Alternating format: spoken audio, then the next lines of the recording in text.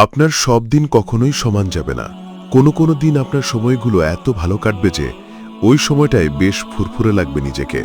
সেদিন আপনার তাহাজ্জুদ হবে, সুন্না সালাদগুলো ভালো মতো আদায় হবে, নফল সালাদগুলোতেও আপনি রীতিমতো হাজির থাকবেন।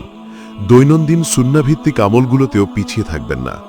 কোরআন তিলাওয়াত, জিকির আসকার, সদ্ব্যবহার, গীবত থেকে বেঁচে থাকা, বাবা মার সাথে দিল খুলে কথা বলা, তাদের আবদার পূরণ করা, আত্মীয় স্বজনের খোঁজ খবর নেওয়া, সন্তানদের সাথে ভালো সময় কাটানো, স্ত্রী বা স্বামীর সাথে হৃদ্যতা, সব মিলিয়ে বেশ জম্পেশ একটা দিন কাটবে আপনার।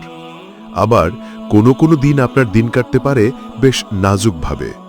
কোথায় সুন্নাহ আর কোথায় নফল, ফরজ সালাত আদায় করতেই আপনি রীতিমতো হাঁপিয়ে উঠবেন। সেদিন আপনার তাহাজ্জুদ না হতে পারে, জিকির আজকারের জন্য নিত্যদিন যে সময়টা বের করে আনতেন ওই সময়টা সেদিন নাও পেতে পারেন। সেদিন আর কোরআন খুলে বসা হয়তো হবে না আপনার।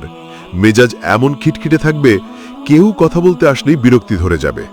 আসলে এমনটা হয়। এমন দিন সামনে এলে কখনো হতাশ হবেন না। ভাববেন না যে আল্লাহ আপনার উপর নারাজ।